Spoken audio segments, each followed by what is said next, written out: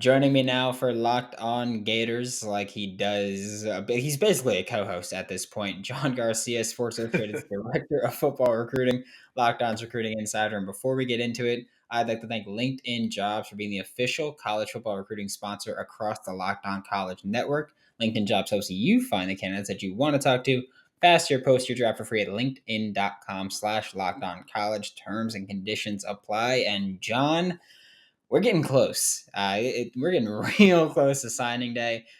There's smoke around every player that's ever played high school football. There's static everywhere, and I think the one that has been, I don't even want to say the quietest, because I feel like he is more on social media than most kids, but Samson Okunlola is kind of the one where we've been like, no clue. Like he visited Florida, or he was reported to visit Florida, and then we were like, did he visit Yeah. Florida?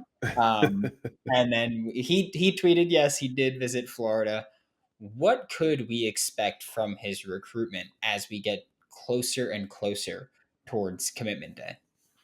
Well, this is a kid who, while being elite, has never really narrowed his list. So I think in terms of what we can expect, it's wide open. There is at least an ounce of confidence in a lot of schools' camps at this point. Whether you go, certainly Florida after that visit, I think Miami has held a lot of buzz there. Alabama, Ohio State is getting him on campus. It looks like next. They're obviously going to be in the conversation. Oregon and Michigan State got him on campus at different points. So, I mean, there is Penn State's trying to get in it.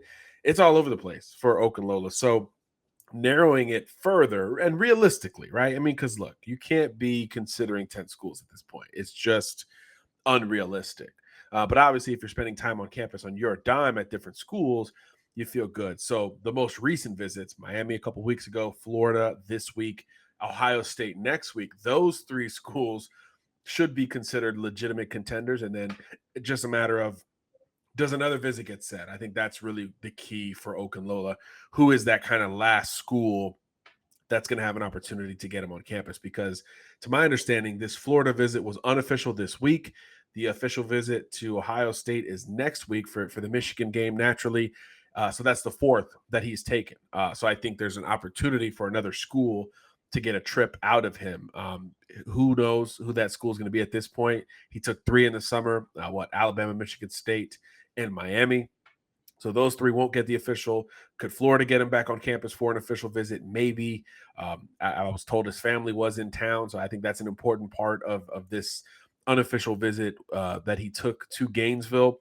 Before that point, Brandon, I'm sure in your contacts you've heard smoke about Okunlola, whether it's secret visits or secret momentum almost for Florida. They've been very quiet in how they've operated and not as outward with these last few offensive tackle targets. So I do think that it's going to be a fun finish at the position for Florida. And when you're swinging for the fences, Okunlola is where that conversation begins. Number one offensive tackle in the country for us at Sports Illustrated. He actually just texted me when we got on here because I was asking a little bit more about the visit. And I said, what's next? I was expecting him to say Ohio State official visit, but he told me top five. So there you go. So he will narrow that list as soon as possible. 5 schools. You assume Florida, Miami, Ohio State, safe bets to be on there. I'd venture to say that Oregon might have a chance to be on there. We hear they're about to close very well. And then if he's going to take a fifth official, it's either that school or Michigan State, where he also took a trip in the summer months. So I think those are the main contenders for Okunlola. He has confirmed a December decision, which I think is really big in this conversation, right? Because now we know that official visit has got to take place soon beyond that Ohio State one, that fifth and final one, whether it's to Gainesville, whether it's to Eugene. I think those are probably the two that I'm keeping an eye on the most. Those have to take place before early signing day begins. So I think that's important here to note. So we're going to get a lot more clarity with Okunlola, I guess, with the top 5, and then with that final visit scheduled here over the next few weeks. It will not carry into February. At least that's the plan right now. So fascinating recruitment to follow. Everyone's been guessing at this kid, maybe more than any other recruit in the country. Now that Cormani McLean's off the board, Keon Keeley feels a little bit more narrow than this one. So I think he's become the most maybe wide open recruit that's still left among the elites in this class of 2023. But there's no doubt that Florida, fresh off of that unofficial visit, is absolutely in the thick of this thing more than we thought, even just a couple weeks ago. Yeah, text him back, tell him that we'll love him forever if he comes to Gainesville. But Sure. so we know he visited Gainesville. We know that he went through that in his recruitment. But I feel like what we haven't talked about yet with Samson Okunlola, specifically at least, is the kind of player he is. Obviously, Pancake Honcho, he lives up to it from the very limited tape that I saw. He kills people basically. But who is he as a player in your evaluation? I think between he and Caden Proctor, these are the two most physically ready offensive tackles to come in right now and contribute at the collegiate level. And I think there's a big difference between the two. I think Proctor is a little bit more filled out and a little bit more built for the run game, built for what is most comfortable for most high school football offensive linemen.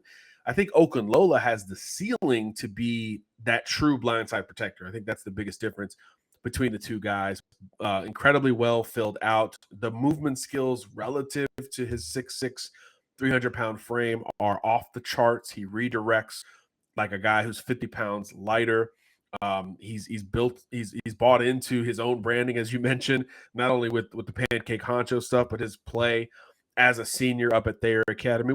He's overmatching most of his competition. I think that is quite obvious, but he's still dominating. Again, that's what we look for, right? Derrick Henry, all the slack coming out of Yulee, Florida, but he was killing everybody, right? So all of a sudden, you don't worry about it as much. Okunlola doing very much the same up at Thayer Academy in Massachusetts. So I think he's got the opportunity to be a balanced, true banner, left tackle, blindside protector, all of those things that we anoint with the top offensive linemen in at any level of football. So for us at SI, number one in the country at that position, and he's done nothing to pull off of that as a senior from what we can tell, especially because he's known as a balanced guy, but we're seeing a lot of physicality as a senior, and I think that's a good sign of things to come for Okunlola. So I just think he has some can't miss in his game to date, and the athleticism on top of that is going to help him fill the holes that maybe his competition level or his experiences haven't helped him to do at this point. Today's episode of Locked On Gators is brought to you by Underdog Fantasy. It's the easiest place to spice up the college football season. It's easy to play and win cold, hard cash in a single game. I didn't make money last weekend because you guys know I do one bet per week with Underdog. And I took Anthony Richardson, Montrell Johnson, and Spencer Rattler rushing yards because you have to take people from different teams. You can't just do three people from the same team. Otherwise, I do Anthony Richardson, Montrell Johnson, Trevor Etienne. Spencer Rattler didn't run the ball. But this week, Anthony Richardson, Montrell Johnson, and Mike Wright will not let me down. I am going to take the higher rushing number for all of them, and I'm going to win. Promise you. I don't promise you, but I'm going to win. I'm speaking it into existence. Underdog, fantastic platform. I love their share. I just love the aesthetically pleasing like share screen they have. It's dope. Sign up with the promo code Locked On, and the Underdog will double your first deposit up to $100. You deposit $100, and you get another $100 free. Yeah, and now on the flip side of the ball, we've got someone who was talked about a lot as a 2024 kid, reclassified. What was it now? Almost a month ago at this point. But Desmond Ricks, who Gators fans were like, "Oh, we're gonna get Cormani McLean 2023 and Desmond Ricks 2024," and not so much exactly the case. But what is Desmond Ricks' recruitment looking like? He's got his commitment date set for Florida. I believe he's December 2nd. He's going to be in Gainesville for his official. He's got the commitment date set for the 23rd, if I'm not mistaken, or around then, a bit later than the visit is my point. But what is his recruitment looking like towards as we kind of get to the final stretch here? Yeah, reclassified. So now the difference is he can take officials, right? So he's taken a few unofficials, right? He was out in Baton Rouge, he was up in Gainesville. So, he's still taking in college games like he already was, but now he can shift gears with official visits, something that he obviously hasn't been able to do as a 24 recruit until now that he's in 2023. So Florida's going to get the first shot from an official visit perspective. And I think that's interesting, right? Obviously, something that a kid has not experienced. That's always a feather in your cap as a program. But then conversely, you have to survive the other two, right? Alabama and then LSU to wrap up. And that LSU trip is going to go down and be completed less than a week before he announces his verbal commitment during the early signing period, which of course opens up the 21st and runs through the 23rd. So I think that's going to be fascinating here down the stretch. The buzz has shifted, I think. Florida has held it. LSU has held it. Bama's really the only one that's just kind of been in it and hasn't quite held it yet. But here's the thing. And we talk about this with them looking at Jakeem Jackson and missing on Cormani McLean. They don't have their true corner on board yet, which is fascinating to me, right? Bama needs that. So, Ricks is going to feel some of that pressure when he takes that trip the week after Florida. But, I do think it's more of a Florida LSU battle at this point. So the Corey Raymond Bowl, if you will. And like you said, at one point, the Gators fan base thought, okay, we'll grab McLean in 23, Ricks in 24. Well, now they're both in 23 and you missed on McLean. So Ricks becomes kind of that white whale recruit. I think there's a lot of other prospects that Florida's going to add. I think they're going to have one of the best finishes in the class of 23. But to punctuate it, in between flipping Rashada and signing day itself, I kind of think Desmond Ricks has to be a part of this Billy Napier haul to kind of solidify things. But it's going to be a strong haul either way. The DB group, this is a luxury for Florida, right? We talked about it ahead of Cormani McLean's decision. The group is loaded, presuming they keep all the DBs that they have on board. It's a big physical group of corners, Deshaun Johnson, Jakeem Jackson leading that crew. If they keep that group intact and in the fold, it's a great class. Obviously, adding a Desmond Ricks just makes it, jump to another stratosphere because he's probably the best defensive recruit or overall recruit that you bring in this cycle should you land him. So obviously that's part of the plan. And I'm curious from the Florida perspective too, are any eggs still in that Cormani McLean basket, right? Because verbal commitments are one thing, signing day is its own thing. If they're are still spread out to a degree, I think that could be interesting. But if they're all in on Ricks, I think that could be something that helps the Gators stay at the forefront of this kid's recruitment. So it's down to 3 all SEC, big time schools, big time production at that position. And the official visits, like most of these, are going to be, to me, what separates one from the other two. Yeah, you mentioned if Florida's still pushing for Cormani McLean. I have no idea. I'm not going to pretend I do, but I will say that it's going to be interesting to see the 180 that Gators fans will do. Like, let's just hypothetically. I don't think it's going to happen, but hypothetically, Cormani flips to Florida.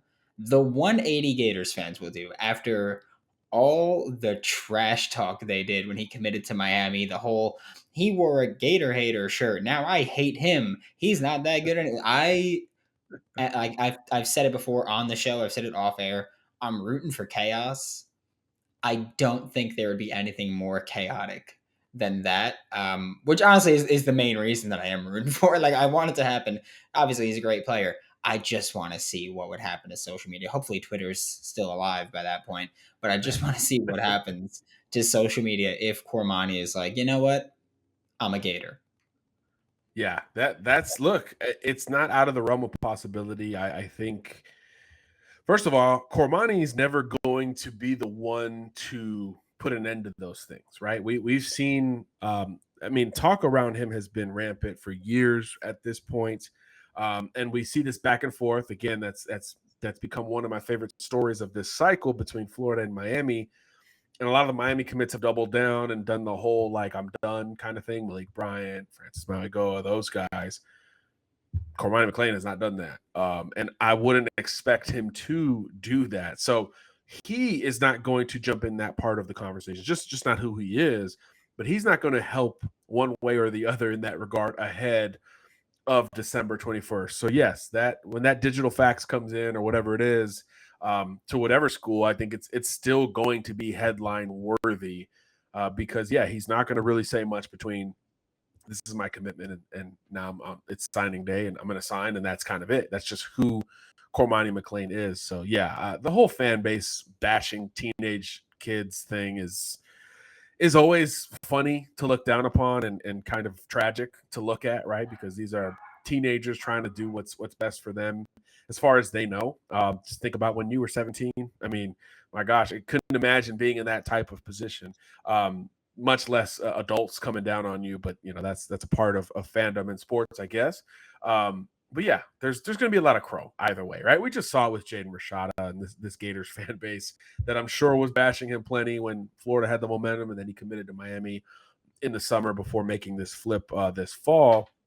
I'm sure it was the same type of crow that we'll see if McLean makes that decision. But either way, cornerback recruiting with these two is going to be fascinating down the stretch for Florida. You've got a great group either way, which I think is something that needs to be reemphasized. But if you can hit on one of these two, obviously it just jumps to another notch, both optically, perceptually, whatever that is, as well as just on the field, right? This is a position that Florida needs to hit on because some of these guys are going to have to play very, very soon and as early as next year, I would say. Yeah, like I said, I'm just rooting for chaos here. That's all I want because, like you mentioned, the thing that I will never bash a kid for their decision, whether I think it's right or wrong. I don't know what went into it. Like I don't know why they made the decision. I don't know if it was academics, playing time, NIL, conference, setting up for future connections, whatever it is. And frankly, I don't care. I had to make the decision when I was 17 or 18 where to go to college, and it was literally just where to go to college. Like they're deciding so much more than I like. No one was throwing NIL at me. So, hey, do whatever it is that you want to do. The last guys we have to talk about for this episode: Qua Russaw, James Smith. We've talked about them also ad nauseum. What is the latest on their recruitment? It's interesting. They haven't taken a bunch of officials, and so they obviously have the allotted trips to take if they want to take them.